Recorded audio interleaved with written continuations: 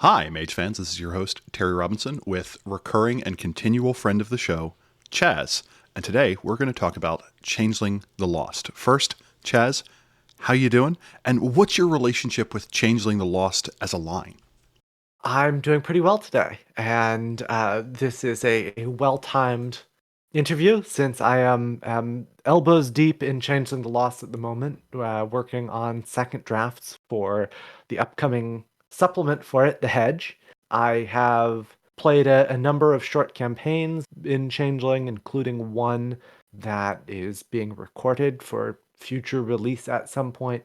It is among my favorites of the Chronicles of Darkness. And actually, the first pitch that I ever sent in to, White Wolf at the time was a Changeling the Lost pitch.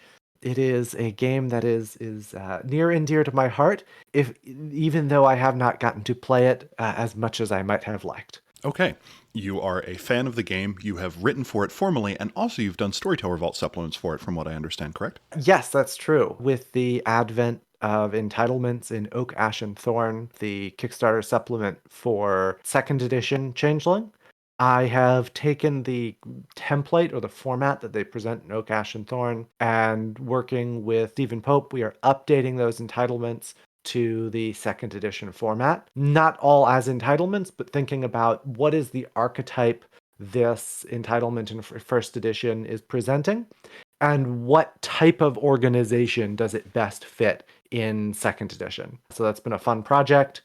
We are currently working on volume 3, which will close out the core book entitlements from Changing the Lost first edition. Nice. I don't know what a lot of those words mean, but I imagine by the time we're done, I will. Regardless, if those words mean something to you and it sounds interesting, links will be in the show notes. Remember, everything you grab in the Storyteller Vault, we get a small percentage of, and it supports the show. So thanks for everyone who clicks on that. So what is Changeling the Lost? What do you play in the game? Changeling the Lost is in part a game about recovering from trauma. And the framing they do this with, the kind of supernatural narrative and place in the Chronicles of Darkness, is that you are playing people who were kidnapped by the True Fae into the Faerie realm and managed to escape. The experience has left you scarred and left you touched by your time in Faerie, transforming you into a changeling, a creature that is both mortal and fey. This is probably an episode where, more so than most, it may make sense to do a content warning. In a discussion of Changeling, Chazz, what do you think are some touchstones that we should be aware of and be ready to either avoid if necessary or be sensitive when discussing it, either in a podcast or at our tables? Well, the True Fae aren't great about consent. Um, it is inherently a game about a being that has vast power over you, taking you away against your will or tricking you into going away with them and inflicting trauma. Mm-hmm. And you have escaped. So that part of the game is over, but there is an ever-present threat of that abuser returning. So Changeling does a good job about handling this with care and giving you tools to handle with care. It's also a game about questioning your own reality. We'll talk about clarity later on, but you can take almost psychic injuries that unmoor you from what's real. So, like real, true gaslighting is a thing that can happen in this game, and like if that's a trigger, maybe stay away from that part of it, or at least handle that part with care. And I mean, this covers the full length of things that can involve trauma in your time with a True Fae. It could involve quite literal physical torture for prolonged, protracted periods of time. It can involve subtle emotional manipulation, forced tedium and repetition, all sorts of not great things. But I mean, the game starts, maybe with the exception of the prelude, with you having in some way escaped beyond that. So in this process of escape, metaphysically, what makes a changeling different from a regular mortal? First, they've been changed by their time in Arcadia. The True Fae have molded them, and they have had to adapt to the realm that they are in, away from the mortal world. And that is a realm of oaths and relationships and stories. And so often, whatever your role there is kind of seeps into you. So if your True Fae master kept you as a hunting hound, you will take on aspects of a hunting hound. If you were kept as a lantern, you may find yourself ablaze, glowing with light or fire. In your escape, you may also change yourself in order to escape, and that describes your seeming in many cases.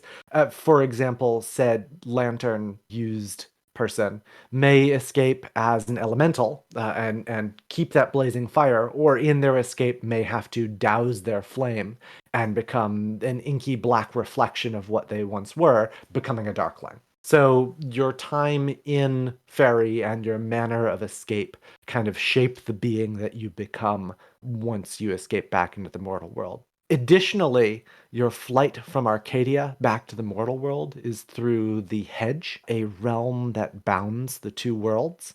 It's a psychoactive realm that grasps at fragments of your soul, which get not quite shredded, but pieces cut as you dash through the thorns of the hedge, returning to the mortal world. And that leaves gaps in your memory, leaves you changed in the experience. But between the two, while you have lost little pieces of your soul, you have gained the relationship to Weird, the force of magic and reciprocity for the Fae, and can call on magics, can enter the hedge, can weave dreams, and all of your other neat changeling powers. So that would be almost analogous in Mage if, in the process of awakening, some portion of your mortal self were torn away, and that is what your avatar more or less filled in as this weird kind of alien thing. Are those bits of weird sentient, and is weird a force that is ever explained in the game? So Weird has changed a little bit between first and second edition, and in both cases it is not quite fully explained. In the first edition, it's a force of fate, of what is destined, of falling into the proper place to tell the story. Whereas in second edition, it's a force of reciprocity and balance that supports your oaths.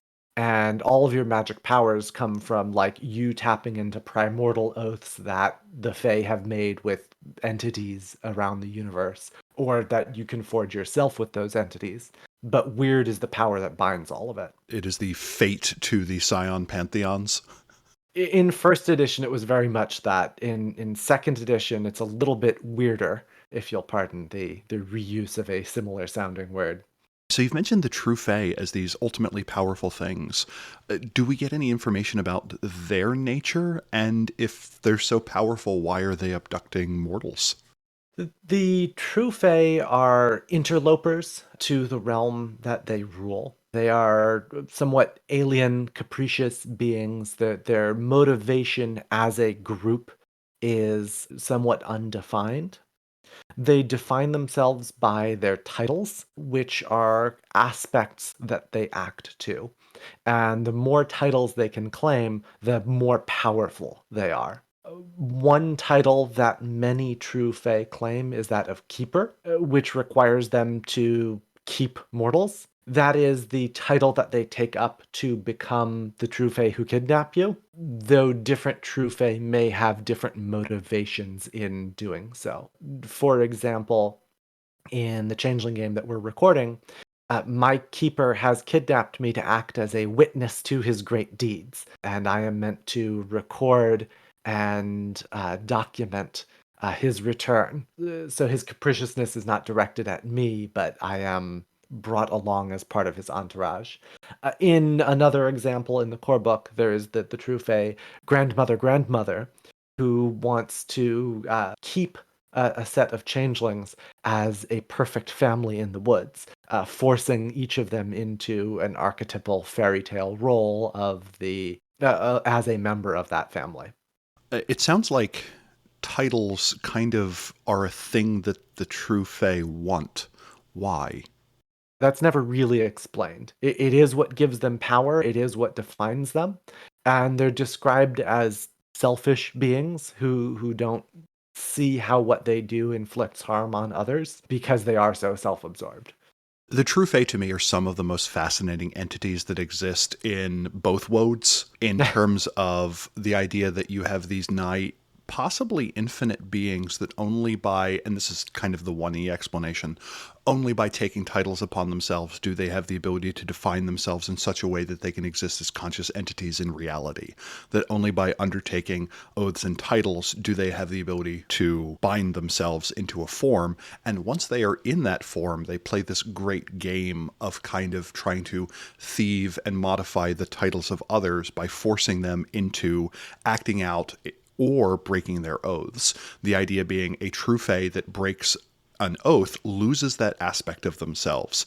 And if you can get a true fae to break their last oath, which they will never do willingly, and they are quite cunning, they will simply cease to be. I think it is a fascinating thing. I like when there are very great entities out there that do have that one weird trick to dispel them. It's up there with, like, yes, the beast does have a soft spot in its 435 metric ton body. It just happens to be in their second heart. So if you can get to it, yes, you can take them down, but the effort to do so is non-trivial, as we would say in the mathematics world. And also kind of the idea that the True Fae lack the ability to be original, that they require humans or humanity to create something new. At best, they can act out existing stories, so they need the dreams and beliefs of mortals to do anything new. So the reason they have to surround themselves with mortals is otherwise they are stuck to this very banal kind of reproductive creativity,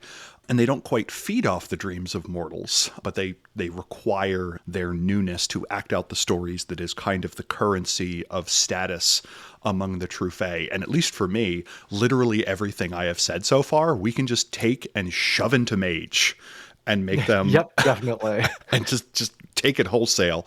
Of crossover episodes, we have done the most for Changeling, just because the territory is so ripe. And in Mage, we have the idea of the Maya, the realms of dream, which we never really get information on outside of a few references to the Land of Nod and Hollywood and so on in Book of Worlds, or yeah, I think it's in Book of Worlds, and that kind of left me meh compared to that.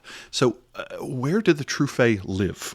The True Fae live in Arcadia, which is a realm of domains that are defined by its masters. And the interesting piece added in second edition is that Arcadia did not originally belong to the True Fae. It belonged to one of their greatest and fiercest servants, who are now called the Huntsmen. But they invaded this land, they took it over, and they have inflicted their own definition and overlordship on it. And this is a land of oaths, of interrelationships. It is not a land where you get sustenance from eating food because of the chemical makeup of that food, but where it is because you are implicitly signing on to the pact between the True Fae and the essence of fruit trees that fruit will sustain you. And so to even survive there, you have to agree to the realm's rules, which is part of what shapes you into a changeling. Again, this is something we can just take and shove into Mage, where you have a higher umbral realm or a domain, Demesne, or other shallowing place, where to do so you have to create a pact with the food that you eat for it to sustain you, or the air that you breathe to keep it there. And by returning from this realm with those contracts in place, your character could now have the ability to eat bricks or gain a full meal of sustenance from a single grape, because you have this agreement kind of with these greater forces. I also like the idea of there being an umbral realm where somebody had obviously kicked out the previous residents. And that is something we never really explore in Mage. Sometimes there'll be an abandoned space, but we don't really have many examples of, like, new boss kicked out old boss. Another important aspect of it is the way that the True Fae define their own realms within Arcadia. Like I said, they have titles that are kind of telling stories. So with that example, True Fae of grandmother, she lives in a cottage in the middle of a dark forest, and so you have the archetypal fairy tale cottage surrounded by the archetypal fairy tale dark wood. But they are not bound to be fairy tale things. They can really be anything. So I've heard interesting ideas of presenting a true Fae who is like an alien abduction situation where their realm is a traveling flying saucer and they have all of the strange kind of sci-fi elements in there. You still have to travel through the hedge to get there, but it doesn't have to be fairy tale or even archaic trappings to it. And interestingly, in Mage, the creators for second edition, when the Zigrogler and the Kaluan were kind of introduced, said, how do we have modern changeling stories? And the answer is alien abductions. And Mage even has a traveling umbral realm, a high umbral spire of the Greys, known as the Operating Theater. So where is Faerie? Where is the realm of the True Fae, like cosmologically? It depends on which angle you're looking at the cosmology from. There are a lot of other realms in Chronicles of Darkness once you start looking at all of the lines, but it is away from the mortal world. It may have some relation to the supernal realm of Arcadia, but that connection has always been left as a little bit unclear. Arcadia being the supernal realm, one of the five supernal realms that true magic comes from in Blue Mage, that is inhabited by fairies and all about fate and time and relationships and bindings. So like there's some definite parallels there. But the true Fae of Changelings Arcadia are not the supernal true Fae of Mages Arcadia. So if there is a relationship between them, perhaps the Arcadia of the True Fae is a reflection of supernal Arcadia, but again, not quite clear. The supernal realms are kind of metaphysically above the world. I would say True Fae Arcadia is orthogonal to the world and divided from it by the hedge, which is the other realm boundary that you must pass through to reach Arcadia. The hedge also has a relationship with dreams in that there are stretches of the hedge called the dreaming roads that are the bits that connect different mortal dreams. And if you find the gates in the hedge that let you get there, you can get to this part and like get into dreams. And that is also connected to the mage dream realm, but not quite the same. The hedge acts as a barrier to the mind realms in mage, as well as being a way to get to the dreams, even though mages can't get into the hedge themselves. They have to pass right through it. Do the True Fae ever leave Faerie? They do. They travel the hedge as kind of lords that all the inhabitants of the hedge are somewhat afraid of because of their overwhelming power.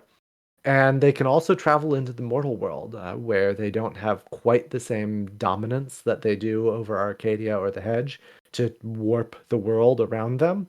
But they still have tremendous power that they can use and trickery that they can turn to. They can take on immortal guise and often do that to lure in victims to become changelings. And they even have presented like exiled true Fae who are in the mortal world to stay safe from their rivals in the first edition of Changeling.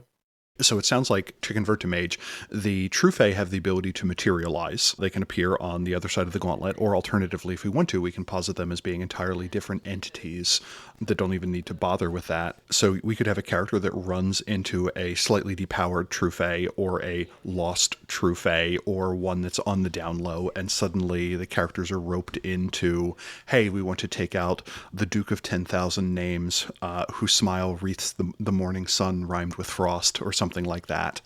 So the characters could inadvertently become agents of another True Fae trying to take out a rival or antagonist, or to claim the title from them. And it seems like it's one of those things where you could get absolutely bizarre bullshit, where it could be like, For sure. there is a homeless man that goes at this particular park that bathes in the fountain every Tuesday morning, and when he puts his coat down, you need to pluck a single petal from the rose upon his lapel, or something like that. And that is the holder of the title of the Court of Knives, or something like that. That's neat. So you talked about the hedge. What is the hedge like, besides it just being kind of a border realm? There's kind of two defining characteristics of the hedge.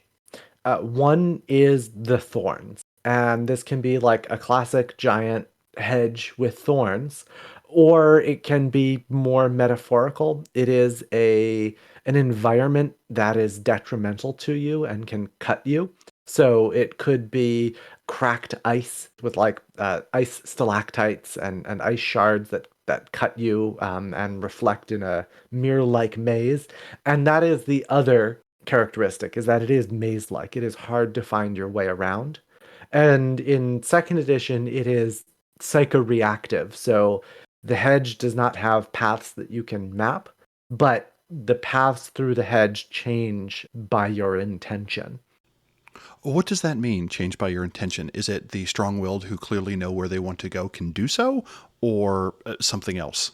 It is a characteristic of the weird that you can use your glamour, which is weird juice, to put change into the hedge if you can create that change with enough excellence. Is excellence a capital E term, or is it just No, okay? Got no. it. You need to change good. Can you give me an example of this? Is there like a system for it, or There is. The system is called hedge spinning. And basically, the way it works is that as you are taking actions in the hedge, you can take regular actions and then that works like normal. Or you can take actions with the intention of hedge spinning, in which case the excess successes on your roll can be used to implement changes in the environment. and it sounds pretty fascinating because to me, the hedge, when I first read about it, you could just replace the gauntlet with the hedge if you wanted to. If you wanted to make it so that stepping sideways were not just a three dot spirit effect, but were something maybe other people could do. Navigating the hedge to get into the Umbra, maybe each time you go to a different location, there is some sort of mini scene where you explain what navigating the hedge there is like, and you've mapped out a new route, and or maybe have to make an agreement with something to get a reliable path.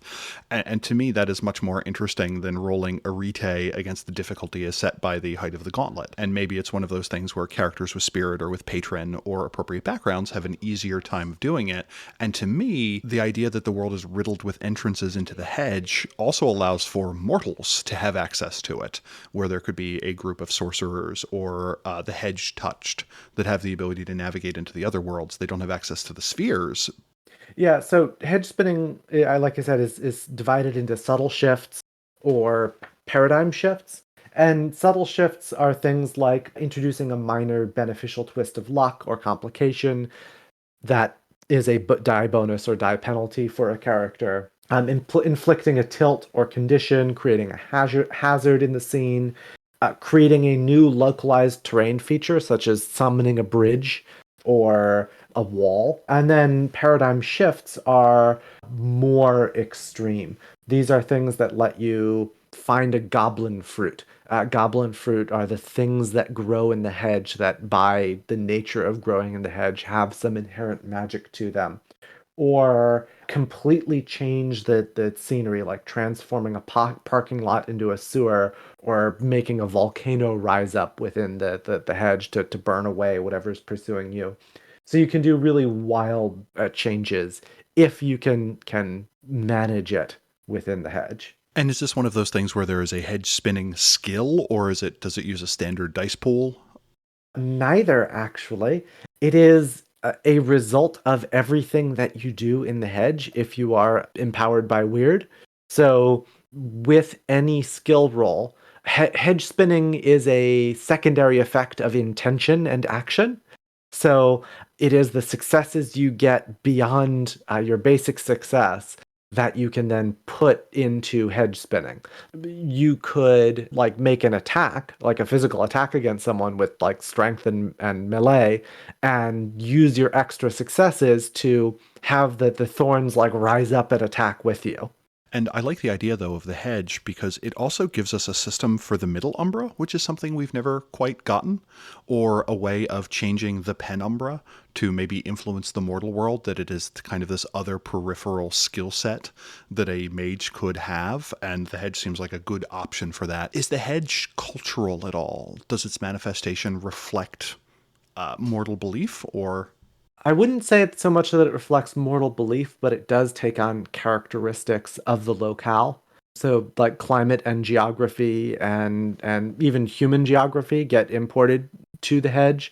So, one of the examples that I had from my own changeling setting is that there's a lot of old abandoned factories here in central Massachusetts. Just these giant brick buildings that have like assembly line machinery inside them. And so that the hedge locally is full of like old broken factory machine stuff that is part of the thorns. And then the hedge is inhabited not by humans, but by hobgoblins, who are just beings that live in the hedge that are all manner of variety of weird critters. How do you get into the hedge? It is something that for changelings and the True Fae and the Huntsman is as simple as going through a door. Any changeling has the ability to turn a door into a hedge portal by closing the door, demanding that it is a hedge portal, and opening the door again, and then they can step through into the hedge. Once a doorway is made into a hedge portal, it is permanently a hedge portal, but it is dormant unless activated by its keys. And its keys can be anything thematic from a particular object or a convergence of celestial events or performing a certain ritual that opens it up, and then anyone can go into the hedge. And once you are in the hedge, what is the use of being there? I mentioned goblin fruits earlier, so harvesting goblin fruits is one. It is a great way to escape from someone who can't pursue you there if you need to get out of Dodge real fast. It can also be a shortcut between places. It's not so great at getting you like across town because a journey in the hedge is equally difficult whether it is near or far generally. But if you want to get from New York to Philadelphia, you could do it in an afternoon walk instead of needing to actually drive there. Or if, for example, there's a major traffic incident and nobody can get across town, you may use the hedge as a shortcut or wormhole between different hedge portals. I really like the idea of replacing the penumbra with the Great Maze or something like that, which is kind of a mix of the penumbra and the hedge that certain mages may choose to specialize in, and that may turn into an STV supplement one day. Ooh. But yeah, note to the listenership: Chaz and I have worked on a number of projects. I'm still trying to find the STV project that Chaz and I can work on, and all of the ones I've proffered so far, I will summarize as, "Hey Chaz, Chronicles of Darkness is pretty great." Chaz says, "I know." And I say, "Hey, what if we did this?" And Chaz goes, "Yes, that's called the Chronicles of Darkness." And I go, "Damn it." And then I go back to the drawing board. I used the hedge in Changeling the Dreaming as part of the reason that Changeling the Dreaming changelings didn't go into the dreaming all the time, is that the first layer was the hedge, which protected the dreaming from the mortal world and banality. So like it's really a cool thing to add to any other realm that should be hard to get to. And I also like the idea that there are certain umbral locations that are hard to reach just because people haven't mapped the hedge there, or the passageway to it has been lost or something similar. And again, there's nothing requiring it to be a giant hedge bush or to something, or for it to look like the labyrinth from Labyrinth. You can reskin it as you wish. It very much feels like the Tempest from Wraith, in that it is this emotional and strange place that is hazardous but periodically useful. And it's just kind of an omnipresent setting piece reminding you of how implacable the world is. There are also trods through the hedge that make it easier or safer to travel. There are goblin markets that take place in the hedge where you can get weird fairy items. So that's another reason you might want to go into the hedge. Many changelings build hollows, safe spaces inside the hedge where it is easier to do things for them. They can create a secret safe space that is disconnected from the mortal world as a place to hide. And you can also use the hedge to reach the dreaming roads, which lead into mortal dreams. So if you want to go and do dream magic or oneromancy, which is a thing that changelings can do, one of the ways to get to that is through the hedge. From what I recall, there is also a particularly useful game thing that can be found there, like kind of bits of a person that has been torn off by the hedge. You have the ability to correct. What are those again? Icons. Remember how when the changelings escape from Arcadia, the hedge like pulls away bits and shreds of their soul that leave them fragmented? Icons are those bits and fragments of soul stuff that get caught on the thorns of the hedge.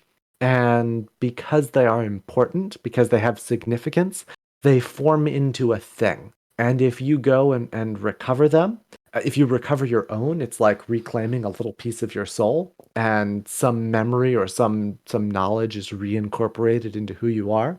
And if you recover it for others, you can bring it to them and give it to them as a gift.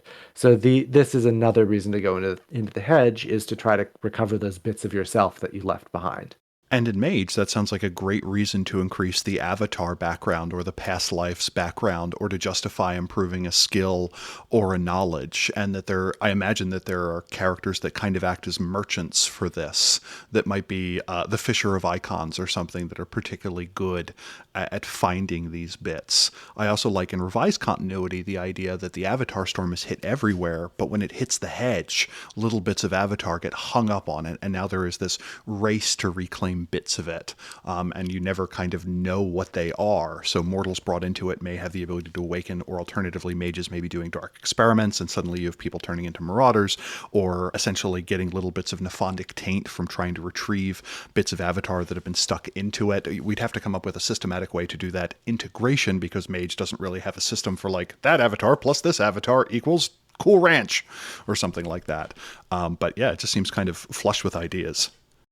Definitely. Icons are new to second edition and are one of the things that are just Yes. so great. Like chef's kiss. Yeah. So we've talked a lot about the True Fae and their agents, kind of, and the places. So you're a changeling. You made mention to contracts. What do changelings do once they have escaped to kind of stay safe? You mentioned the huntsmen, who are characters that attempt to retrieve escaped changelings, which kind of serve as an omnipresent villain, if you would like them, the technocracy, or the angels, as it were, that kind of retrieve them. What tools does a changeling have to stay safe? There are social structures that help keep changelings safe, their own society that they build. And then, of course, they have all of their cool fairy powers that they got that they get as consolation for their time in Arcadia. And what are the social structures like? What are they organized around? So the changelings form courts, and each court has kind of a thematic component and an emotional component. The most common court structure is that of the four seasons, so the courts of autumn, spring, summer, and winter. And in any freehold, which is like the city or regional organization of changelings, each court has a monarch, and they have some system of power sharing where one of the courts is the dominant court for some period of time. And each court is formed by a contract or a bargain with a powerful entity that protects the changelings from the True Fae in some way. It puts a requirement on the True Fae before they can act against those changelings. And these are absolutely fascinating. Each one you just look at and you're like, this is spectacular. Do you remember any of them off the top of your head? The one in winter is that, which is the Court of Sorrow. The True Fae must truly mourn anyone who they harm in the freehold while winter is in power. Forget the others off the top of my head. And the book has a marvelous portion where it talks about how the True Fae are so selfish that they do not know how to do this. And they are wrapped up for hours doing this bizarre aping of sorrow and longing. And it's absolutely amazing. And another one is during the summer of passion or something like that, they can only attack directly, like they must declare their intentions and why before doing so. But I mean, the notion of four seasons, is that universal, or do different areas have a different set? Different areas do have different sets of courts. The seasonal courts are kind of the most common and most widespread. But there are other structures. There's like the five directional courts of like the Chinese elements and directional associations. There's an example freehold that is like the Ipswich, so on the coast of Massachusetts, that has the tide courts. And so it's high tide, low tide, ebb tide, and flow tide are the four courts in that place. So there's a bunch of different courts that are presented in kind of lighter detail. In the past edition, they presented a whole bunch of different courts for different places and different organizations. And many of the freehold examples around the world don't have like a full write-up of the court with contracts and everything, but have examples of what the court structure looks like in that place. And one of my favorite, I think, is the example of what is it, Tumbledown Market, where they have the seasonal court, the court of coins, the court of barter, the court of favors, and the court of shadowy deals. Yes. And if we wanted to drag that into Mage, I could see mages make contracts with umbral beings or ideas to protect them from the Nefandi or the Marauders or the Technocracy or whatever your big bad is. For these contracts, do the Changelings need to do anything to uphold them? Yes, they do. There's a series of rituals through the year that they perform to enforce these pacts. The courts proper are powerful enough that even if the rituals are missed, the bargains are strong enough that they won't wane. They introduce the idea of non-traditional mantles, so it hasn't quite formed the power of a court, but this could be a bargain with a lesser powerful being that gives you enough protection, but requires more personal investment. So perhaps weekly or monthly ritual to maintain the mantle's power and protection, lest the bargain fade. And over time, that becomes solidified. So yes, the bargain does need to be maintained, but for the great courts, the bargain is strong enough that if you personally miss it, it'll probably be Mm-hmm. okay. And these courts also give you both powers that protect your group, your freehold, your collection of people, but also there are individual benefits of that. No, that a person can have a mantle unto themselves, right? Yes. So when you join a court, you take on its mantle, which is almost like an aura around you that is the force of your court. And you can increase that independently of your social standing within the court. It's how strongly the court's theme resonates with you. So someone who has a powerful mantle of the Winter Court is going to have an icy chill to them. Glass may take on frost bursts as they touch it. Their skin will be cool to the touch. And if you are actually the court monarch, your mantle will manifest a crown for you during the court's ruling season or ruling period. And so that gives you a number of benefits. It is a 1 to 5 dot merit, and each level gives you something different depending on which court it is. As long as you have 1 dot in the mantle, you also have an easier way to gain glamour. Changelings glean glamour from emotions, and it basically becomes easier to glean the matching emotional glamour that's related to your court. So that's a good benefit. And courts give you access to court contracts. Contracts are the changelings' powers, spells, if you will. And so each court has a series of contracts that are related to the court's themes that if you are part of a court, you will be able to learn. And to me, somewhere between Mantles and Nimbus are what I want resonance to be in Mage the Ascension. So Nimbus is the form one's magic kind of takes in Mage the Awakening that kind of reflects the user. So I like the idea that one could swear oneself to either an element of your paradigm or alternatively one of the spheres, and once you get 3 dots in the Mantle of Forces, you have the ability to do a Forces 1 effect without incurring paradox and without having to do necessarily anything else. Or maybe in Mage terms, you get access to a number of thematic parlor tricks, which is a mechanical way of giving you access to a very basic tool without actually, again, incurring paradox, where that is a case where your avatar is merely tapping into some other reservoir of power rather than doing it itself, which lets you maybe sidestep the basic rules. And again, the mantle effects are very well thought out in this game. So you've mentioned the courts. You said there was something else that they could also draw power from. What was that? So, in addition to the courts, because of your time in Faerie, you are now able to use the magic of contracts, which are the bargains between the True Fae and reality. And so each of these is a discrete magic power. They are related to the 6 regalia, which are just kind of thematic divisions of power. And each one lets you do kind of one neat thing. For example, one of the common contracts of the regalia of jewels is Merkblur, which lets you call on the myriad distractions of Arcadia to overwhelm another character's vision. Or one of the royal contracts of The sword is red revenge, where the changeling fills with passion and fury, turning their rage into unparalleled strength and fortitude. And these are things that can be enhanced in different ways depending on what your seeming is. And there's also a loophole. What does a loophole do? So normally when you use a contract, you have to pay glamour and sometimes willpower to use it. The loophole is if you can meet certain conditions, you can avoid paying for it. So that last example I gave, Red Revenge, normally costs 3 glamour, which is pretty pricey.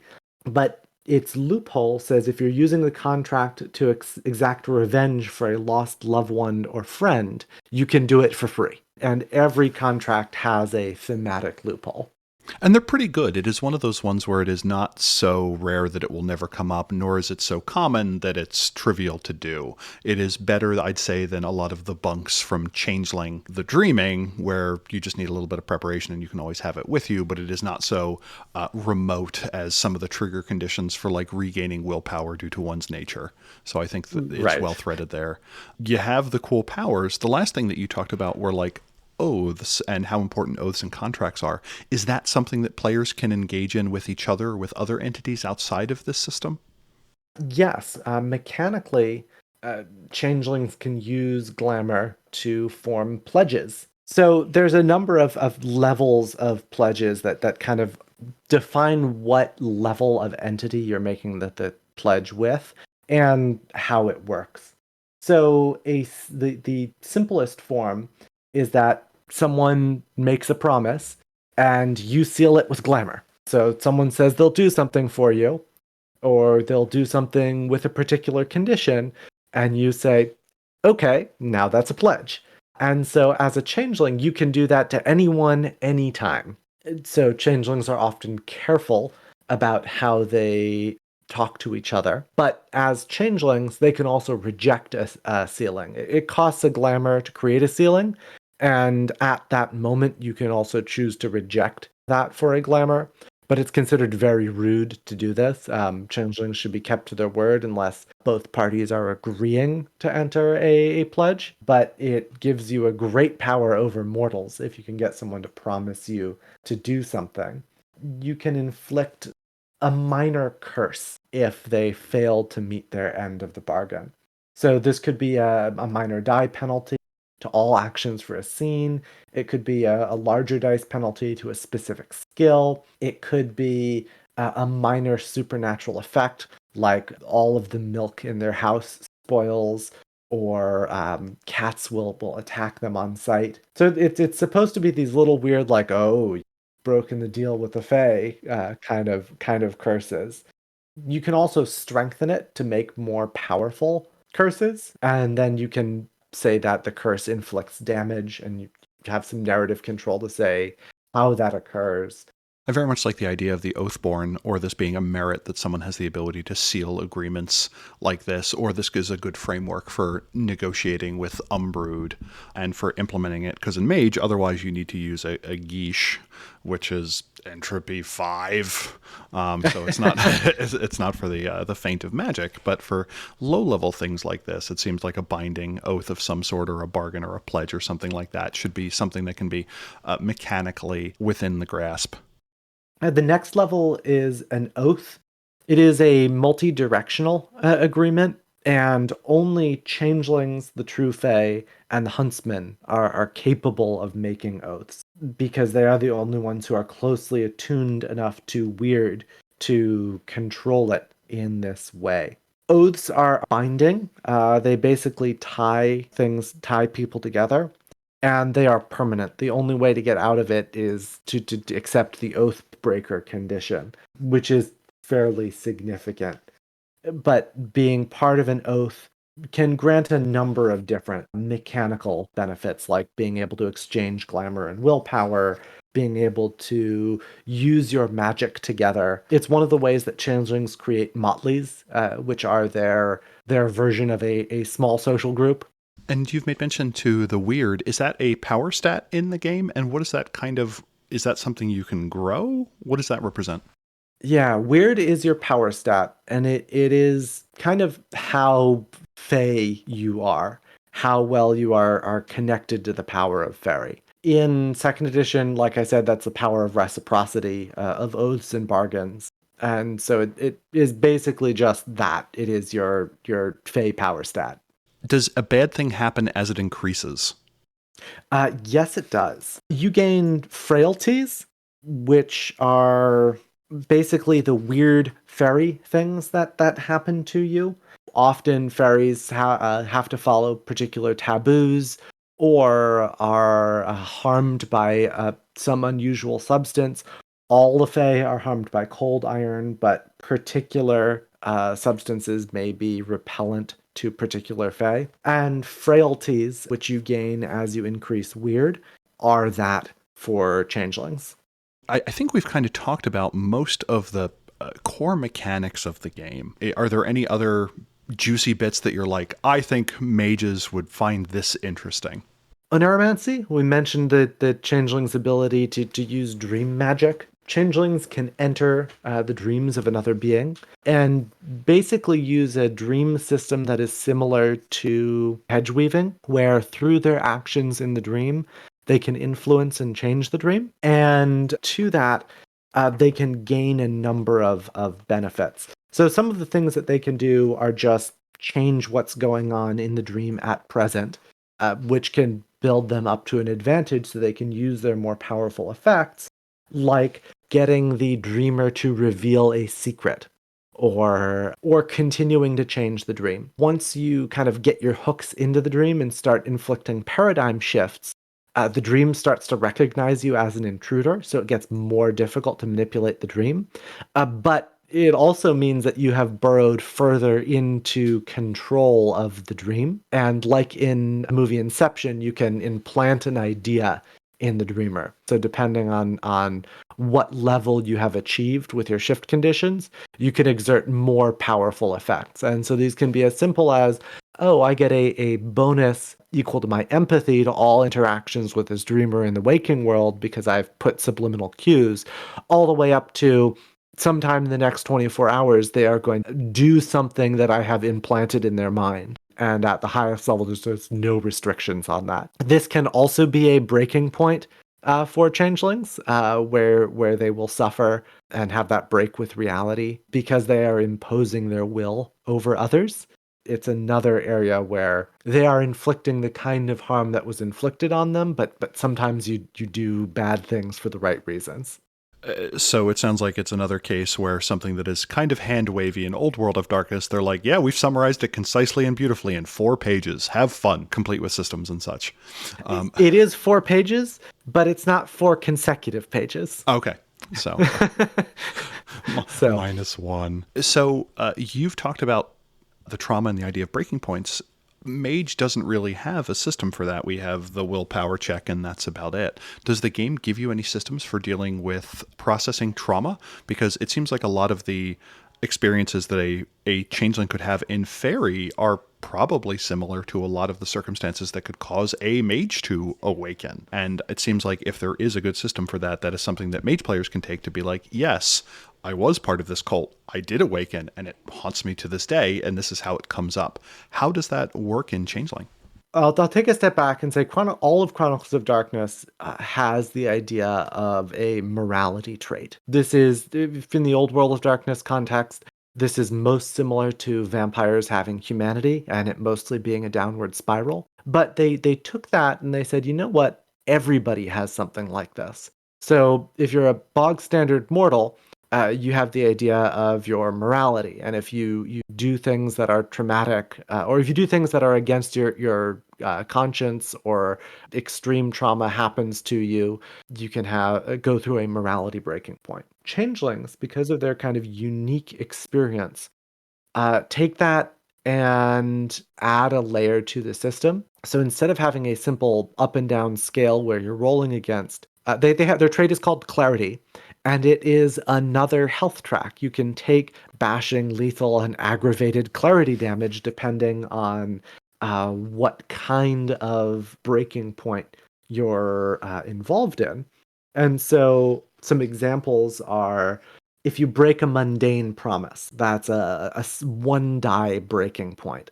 where one die is rolled and may inflict clarity damage. Example of a level 3 is someone who you trust tells you that your experiences are unreal. When you reach higher levels of weird, so simply reaching weird 3 is a 3 dice breaking point because you are committing to the path of being Fae.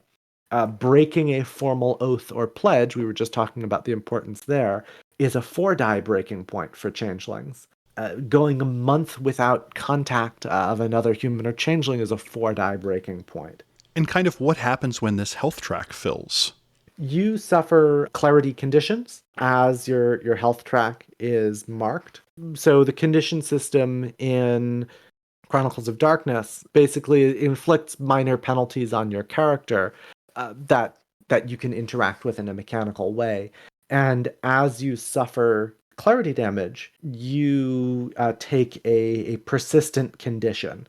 So you can have delusional or distracted or a fugue state or shaken or spooked. And all of these have a particular mechanical penalty or trigger to them that until you are able to heal that clarity damage, you're going to be suffering from this condition. So if we're going to scale this into Mage, I think it would be interesting to have it either tied to paradigm or experience, where suddenly with each point of a rete or something, your character needs to make a metaphysical statement about how the universe operates, and when they act contrary to it, that is something that can trigger potential damage to this damage track, where, for instance, your character starts out with the old spirits must be obeyed, and a mix of cosmological and personal ones never submit to unjust power. And whenever that comes up in game, the storyteller makes a determination, and again, you incur these conditions, or maybe your magic gets more difficult or alternatively easier to do. I would be fine with both. I think both are kind of justifiable to kind of express the degree to which your character's view of themselves in the world has taken damage. Alternatively, this is how we could represent quiet as kind of a magical damage track, that whenever you kill another person with magic, that is a 3 die roll against Jor, or whenever you use the wonder of magic to fix something statically against its nature, you take 3 dice against a denial quiet track or something like that. I'm not quite sure how to get it to work out, but I mean, the game seemingly gives you a system for it. Are any of those picked based on the circumstances under which you were in Faerie? They should be. Your storyteller decides which condition you suffer, and it should be thematically appropriate for your character. So this seems more like a replacement for quiet necessarily than a replacement for paradox. Yes. Yeah. Nice. Where do you think in a Mage Chronicle this type of changeling should pop up? Well, that depends on how you want to fit them into your world of darkness. So I think you could have them as a hidden other society. And if you say, oh, that the True Fae are these unbrewed entities that are an unusual kind of unbrewed that can come into the mud ball and steal away mortals, you could turn to changelings who have escaped their clutches and have those fragments of power as a potential ally. Or those changelings might compete with you to recover particular magical resources. If you're introducing the hedge as an element, maybe changelings are masters of the hedge. Maybe they have hedge weaving and it is easier for them. They know the paths. So your mages may make bargains with them as guides into the other worlds. I mean, depending on how you set up your cosmology, there's a lot of different things you could do. Yeah, and you mentioned the hedge. Expert navigators in Mage, we have the idea that there are a couple zones that go everywhere. You can enter the digital web without incurring avatar storm damage, and theoretically it connects to everywhere else. It's kind of hard. Likewise, the path of the wit for the verbena. I like the idea of the hedge is something that mages have just ignored for centuries because they got so good at crossing the gauntlet. And now with an avatar storm raging, there's this other way. And they're like, oh, dip, how do we do this? Ooh, yeah. I like that. I also like the idea that they would likely have trade with certain paradigms that are familiar, that have a notion of the old ways or folk practices or something like that. And I could certainly see a mage coming up with a paradigm informed by the set of contracts. Maybe maybe you find a mage amongst a group of changelings, and it just so happens that Paradox takes on the form of the huntsman or something like that whenever they violate it, because Paradox should take the form of the paradigm being violated. The other thing that I thought was neat is there is kind of a changeling allied group, people that have touched the hedge or touched Faerie but have not been taken in completely. What are they called? Like, do you recall? They are the Fae touched, and these are people who were bound with some promise to a person before they were taken into the hedge by the True Fae, and were able to use that connection, that oath, even though it wasn't sealed as an oath, to follow into the hedge and get their hand around the weird without becoming fully Fae creatures. And they have a small collection of powers. They have a collection of traits that they have to do, but likewise, they no longer have that same clarity track from what I understand. So they're kind of like kinfolk to the Garu, seemingly, that they have just a taste of it. They're not quite. I would say that they have significantly more autonomy than ghouls, but they still have that weird other thing that is following them about. And I think it would be perfectly reasonable for a mage to experience that, or for one of your allies to. I could perfectly see, for instance, somebody who had undertaken a geesh or some other social promise who was drawn into the hedge somehow, and that promise prevented them from being fully taken, but still they have been touched by it. They may be pursued, and now an ally of yours needs to be protected. I could also see the Fae touched or something like them being created as a paradox effect, an unintentional effect that your magic has now seeped out and pulled this person in, maybe through a correspondence or a Yeah, or especially if you bring a mortal along with you through the Umbra and do some interface with the middle Umbra, and something goes particularly bad, and someone is tied to someone's court now in a very basic way. But it gives, boy howdy, of the new world of the Chronicles of Darkness games, I just feel like the Lost is just dripping with options. And oh yeah. and another one that I thought was interesting is when you are taken by the True Fae, something is left behind. Oh, what is that?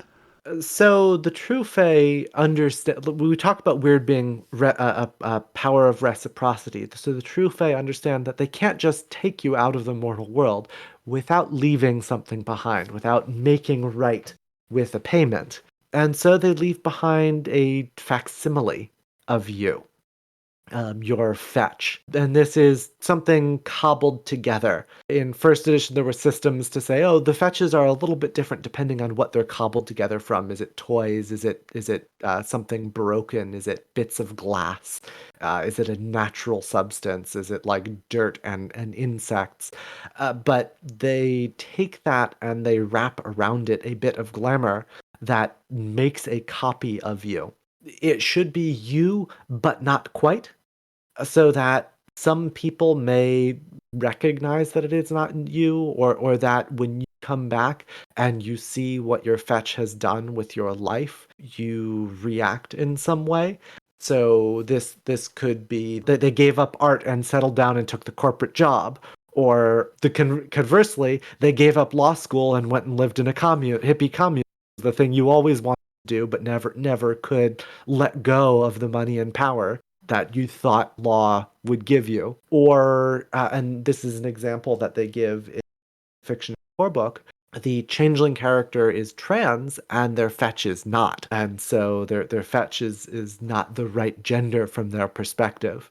So your fetch should be you, but also somehow not you. And when you return, your fetch recognizes that they are not quite themselves. And through that, you can either develop a relationship with your fetch and they can gain more power, or you may end up killing your fetch and trying to reclaim your life. So it's one of those kind of very personal challenges for changelings to say, what do I do with this copy of myself who has been living my life and has connections to my loved ones, who may not recognize me anymore because I have been changed by my time in Faerie? And what does it mean to deal with them? Do I let them keep that life, glad that it is no longer mine, or is that something I want to try to reclaim?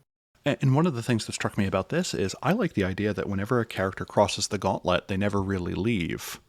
that part of the metaphysical process of crossing over is that some other entity kind of gets to walk around in your body with the agreement of largely doing what you would have done. So when your character goes on a several-month umbral journey, there is something left behind. And it answers the question. I also like this as a way of representing systematically.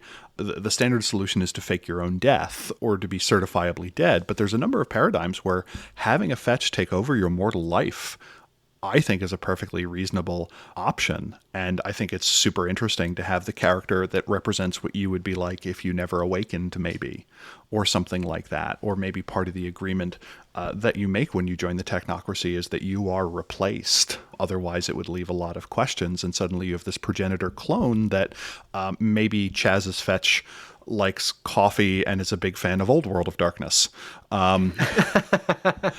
Or Fetch Terry does a long-running podcast on Mage the Awakening. I think the idea of being replaced or something being in your stead, and then the moral questions that comes around, like the Fetch is an intelligent agent.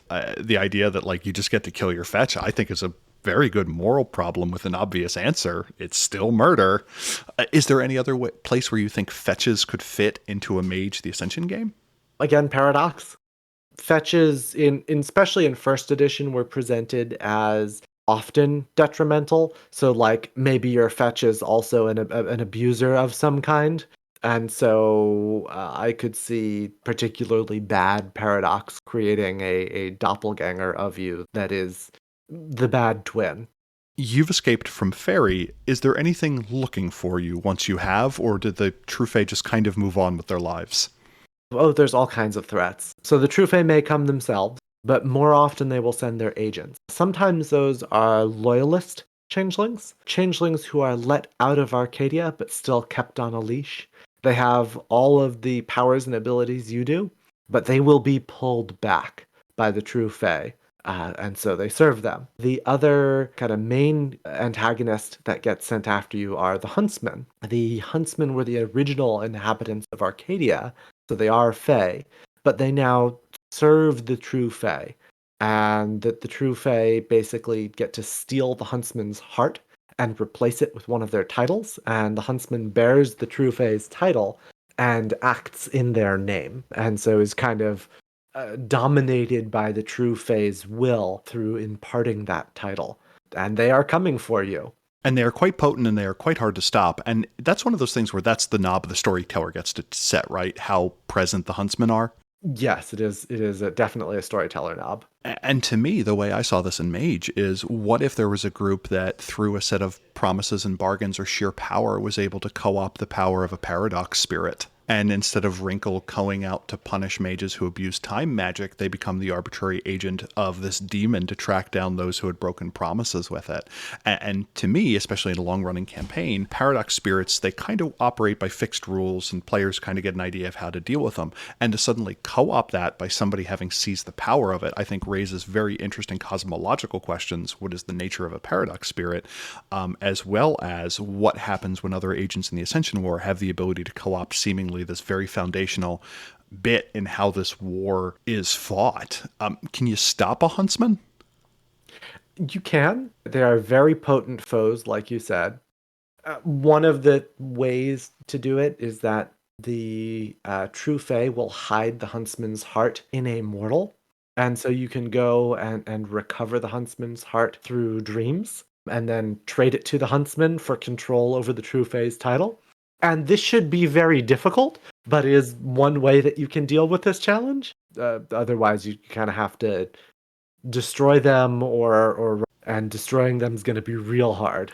They very much feel like the hit marks of this game, in that it is very easy to set them up so that they are not the sign to stand and fight. They are the sign to run. Yes, definitely. Yeah.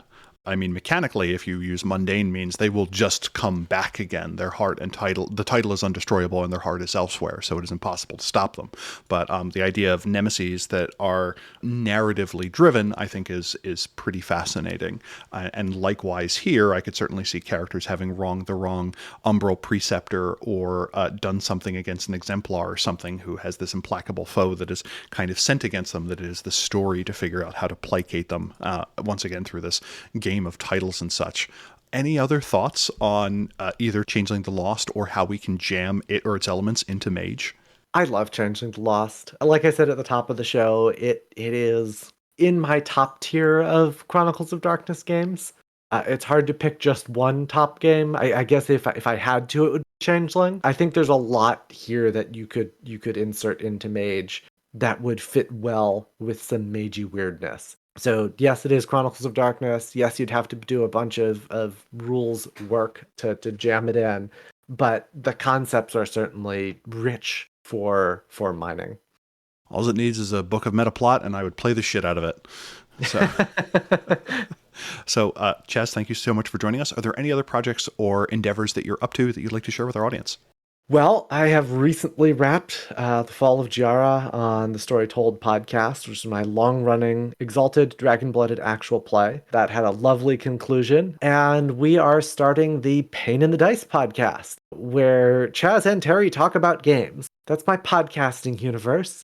From a writing perspective, I do have a number of StoryPath Nexus and Storyteller's Vault projects that are up. If you're interested in Changeling, something we didn't talk about was entitlements, which are essentially noble titles that come with magic power that you can claim as a Changeling. And I've been slowly converting all of those from first edition to second edition, which is a monumental task. But the first 6 are up. I'm selling them in packs of 3. There's some lovely new art of them on covers that I'm working on. So definitely go check those out if Changeling has piqued your fancy, because you could pull those in without the rest of Changeling and still have some weird antagonists to bring into Mage. And then I am also, I guess, back in the podcast universe, starting a Trinity Continuum podcast with friend of the show Josh Heath and podcaster Scott Cuban of Polyhedron.